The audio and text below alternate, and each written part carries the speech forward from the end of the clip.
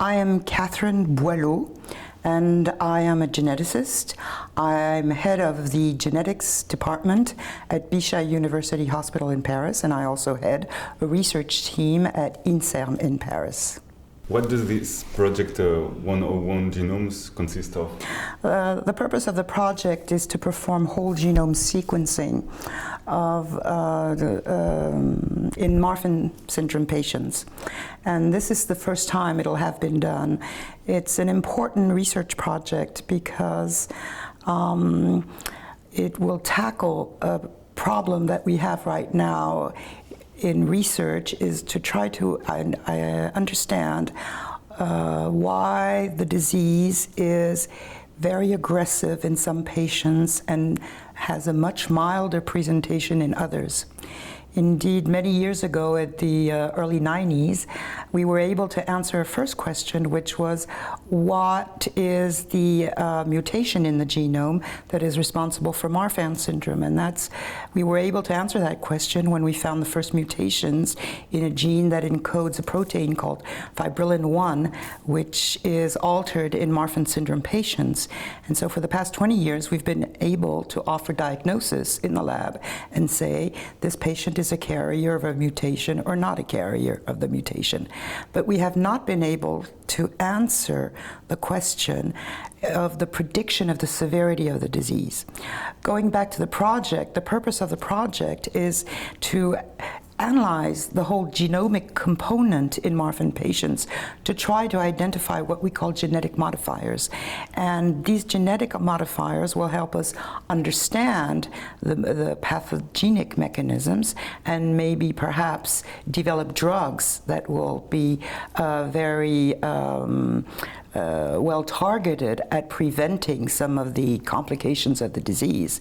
But another aspect is to have the definition of biomarkers that can be used early on to predict which carriers of mutations within this protein that have Marfan syndrome should be followed more closely because they are at higher risk of complications. And as a scientist, why it was important and you agreed to be part of this scientific committee? I think it's the scientific question that really interests me, and in the context of rare diseases, I think this is a model.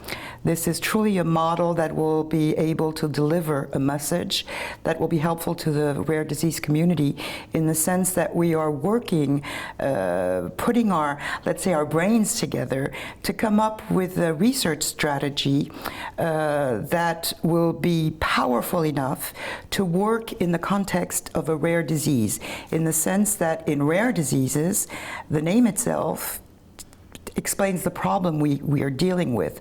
We have small numbers of patients to do our research, meaning that we need to use strategies that are different from the, let's say, the traditional strategies, which rely on the study of very large samples and very large numbers. Here we can only have access to a small number of patients. And so the strategy we're working on should be, if it proves successful, as we hope it will be, should really have added value for the whole community. And so I'm tiring. What are you expecting for this project? Certainly predictors. Predictors of variability to go back to the patients and help them in their day-to-day lives, either with just a more careful follow-up or even with I'm sorry, I'm tired. I can't find the word in English. Going back to the patients and offer predictive personalized medicine, in the sense that we will be able, or personalized actually follow-up, meaning that we will carefully monitor the ones who are at greater risk. And last question, what is the key element that makes this project important for Marfan's patients and for other rare diseases? I think for Marfan patients, undoubtedly, it's now that we have been able to provide accurate diagnosis and good follow-up, which has largely extended their lifespan, is to try to provide a better quality of life.